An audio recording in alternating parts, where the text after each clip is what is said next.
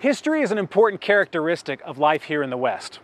Old pioneer buildings remind us of our ancestors who first tilled the soil and created the communities that we call home. Now here in Fillmore, Utah, the history is right on Main Street, but that's only the most obvious aspect. It can also be found on the trail, not in artifacts or old buildings, but by the experience.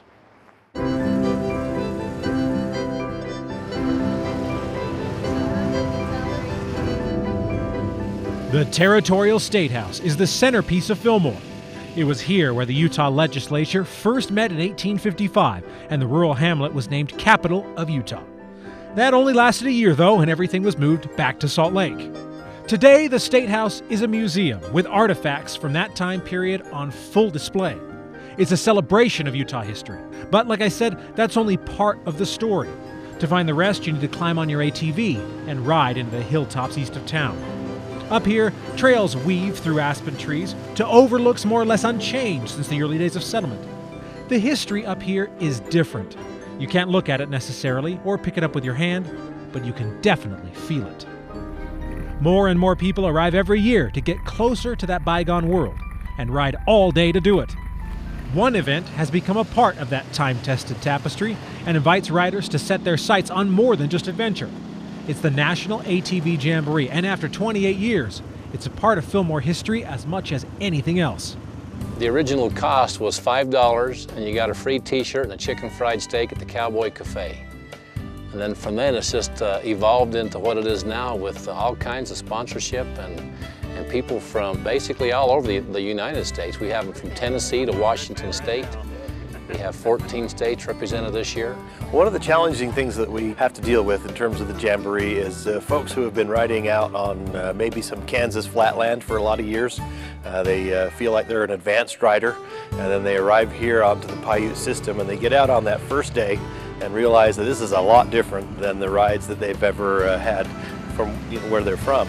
And it's fascinating to have them come back and talk to them about their experience, about being able to go out into the pine trees and the quakies and see the leaves starting to change and the wildlife that they see, the elk and the deer and other animals. And it's fun to see that excitement in their faces about being out here on the trail. That's the thing I enjoy about any of these ATVs is the scenery and getting to some place you wouldn't get to if you didn't ride in one of these vehicles. We truly are blessed in Utah, both in terms of the variety of lands and public lands, the access to them as well, but then just the sheer beauty of it, the variety that comes with it. Each day of the Jamboree offers different experiences, some mountain, others desert. Many are old mining routes that were traversed by wagon and early automobile before they became recreation corridors. Guides lead the groups through lush forests and to areas of historic significance, and this is one of the unique aspects of Jamborees in general. Things only a local would know about are shared with visitors who would never know to stop and look. But the event isn't just about the riding. Rodeos are another big part of Western culture, and the Jamboree doesn't disappoint. It's just that this rodeo doesn't involve bulls and horses, rather quads and UTVs. Going through a mud pit, see who gets through it first or whatever. Mud bogs and poles. Mud bogs and what? Mud bogs and ATV poles. Oh, ATV poles and mud bogs. We all have our theories as to how to do it. I like mountain biking, so I think deflate the tires, go real slow. We'll have to see how well that strategy works. Obviously, this guy isn't getting any farther. The whole purpose of this part of the event is just to get dirty and have fun.